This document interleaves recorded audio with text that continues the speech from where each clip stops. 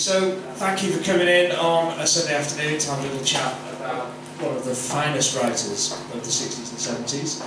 And just to introduce the day, I wonder if I can ask Michael Herbert to just say a couple of words about Malcolm Hulke and the work he's done in researching his work in the excellent People's History Museum, Working Class Museum, sorry, I haven't prepared that bit. Anyway, look, Michael will talk much more eloquently than I will, so if you could give a warm welcome to Michael Herbert, please.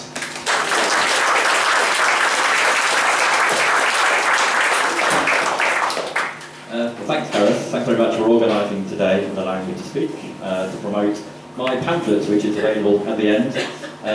My partner, not companion, but my partner, Bernard Hyland, will be selling it at the table behind me. A remarkable £4, and thanks to 5 Leaves Press. Can you all hear me, by the way? Yes. Yeah, 5 Leaves Press for publishing it. Doctor Who.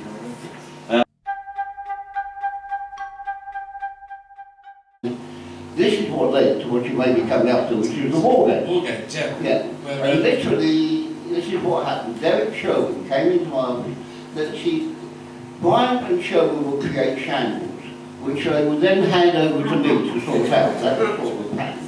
And Derek came into my office one day and said, "Terrance, we need a 10-part Doctor Who, and you've got to write it, and we need it next week." It wasn't quite as bad as that, but it was very much, because the writing time was very short. And I knew I couldn't do it by myself, I didn't have the experience or the skill.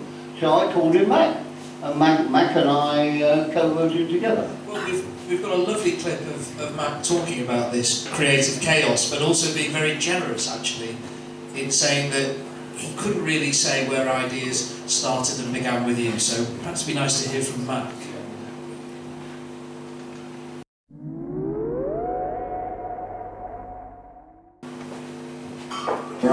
And of course, just as the plane is trying to land, if I remember rightly. Then, some years later, I did Doctor Who and the War Games. The War Games, by Terrance Dicks and myself. When you work in collaboration, it's a good idea to forget immediately whose idea is which. So, who got the basic idea and the development, I would like to comment on. So, yes, that was an important instruction that we did get, to find a way of changing Patrick Troughton's appearance, so to leave it open, because no one had yet been, Patrick had said he didn't want to go on being Doctor Who, he'd done it for 3 or 4 years.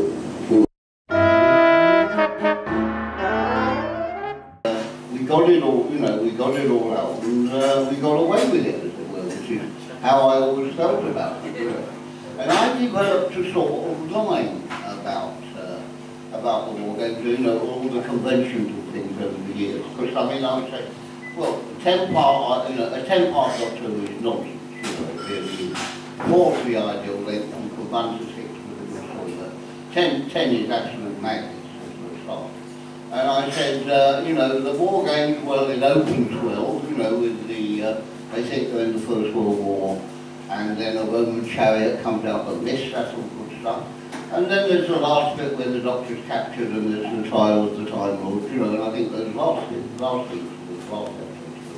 But I said in between, it's a lot of captures and escapes from running up and down corridors, which to some extent is true actually. But anyway, many years later, many years later, in fact a year or so ago, they reissued it on DVD in a remastered version.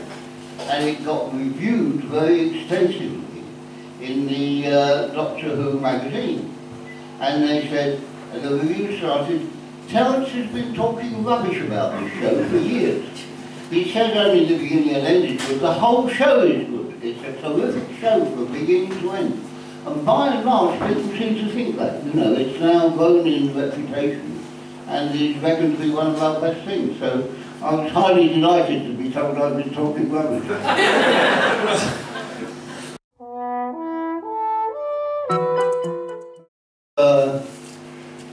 Bob was almost, as good a friend and collaborator as Mac, Bob was, he was an ex-soldier, he was the youngest officer in the British Army, He was a policeman, he was a photographer, and he was, as he said himself, a bony ruffian, a tall, grim-looking chap.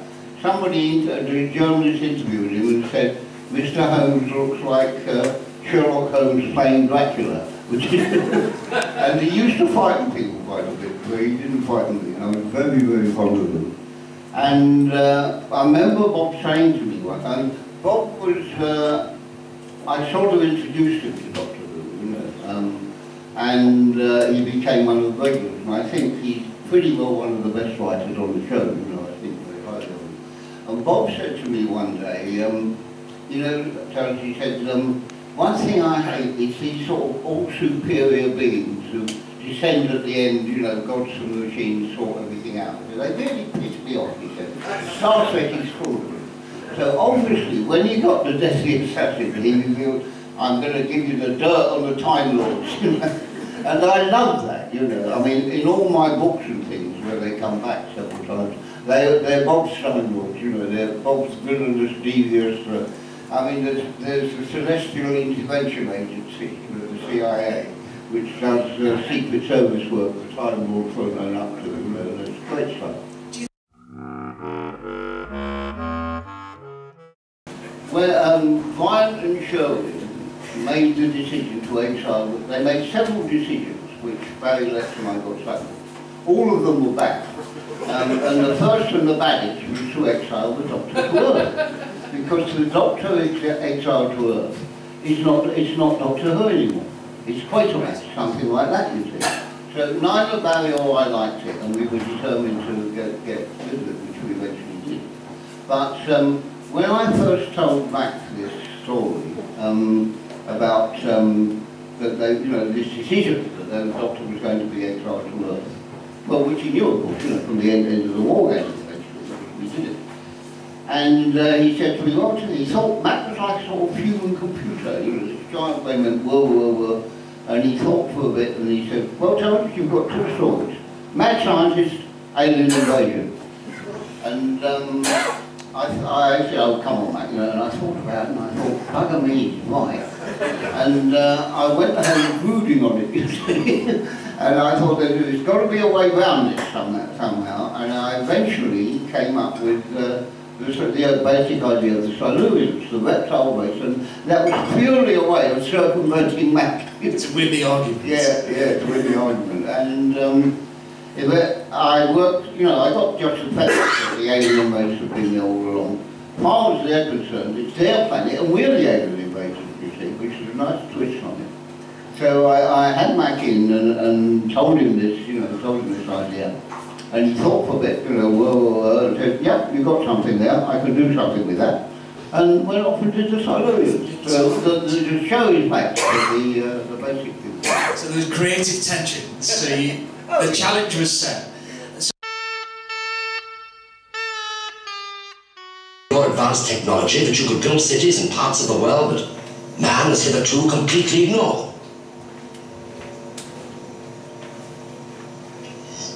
What more people agree to this? They're not my people.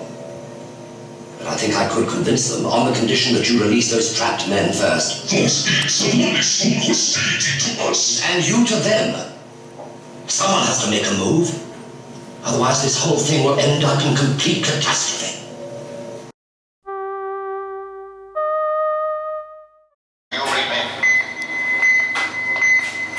Control to Recovery 7. Do you read me? In a few minutes, we shall know the answer to the mystery that has baffled the world of scientists for 7 months.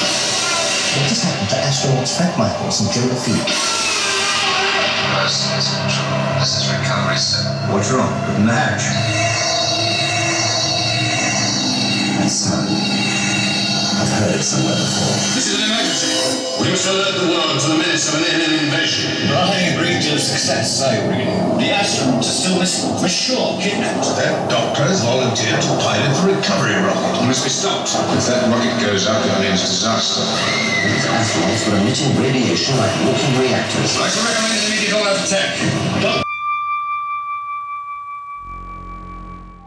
One of the things that came up, you know, was that the Doctor has often been compared to Sherlock Holmes. you know, because he's arrogant, he's superior, he's the brightest person in the room, you know, all that is good. And I suddenly said, what he needs is a Moriarty. So, you know, an equal and opposing time and all, but bad and not good. And Barry and I were sort of like one mind, really. We all sort of on the same lines. And Barry said, great idea. He said, and I know just who's going to play him, Roger Delgado.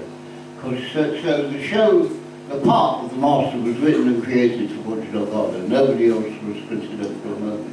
But you'd already given the character tryout in many ways with the War Chief, with Edward Brayshaw's War Chief, who has a lot in common with the Master. Yeah. Well, yes, indeed. But again, that's coincidence. You know, that's just something that happened. That wasn't because the Master wasn't thought of then.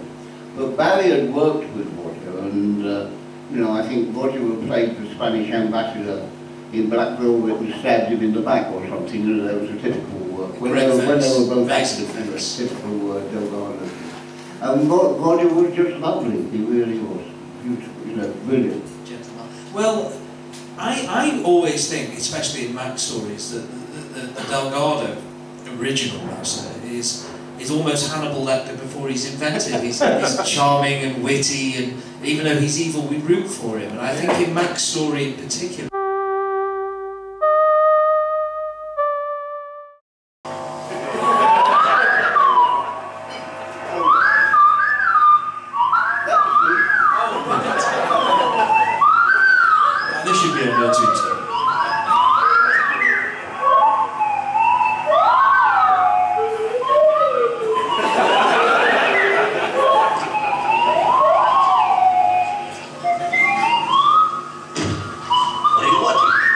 it seems to be a rather interesting extraterrestrial life form. Only puppies, you know, for children. Oh.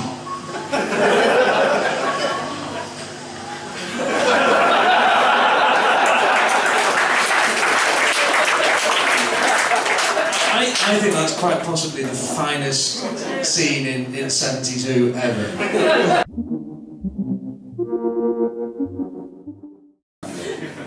Well, thank you very much. That's the end of our first part. There's a few things just to go through.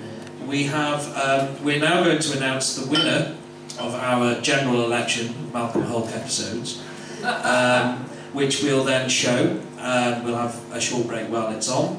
After that, Terrance will be here to sign any bits and bobs. Please, no wheelbarrows full of Target novelisations. And of course, Michael will be here selling his excellent pamphlet, Doctor Who and the Communist. And I'm also delighted to say that the artist, Paul Cook, has prepared 13 prints, so one for each Doctor naturally, of the illustration you see behind us. So they're all available for £5 each, and all of the proceeds will be going to the Alzheimer's Society. So a very good cause and a great memento of what I hope you'll agree has been a great afternoon.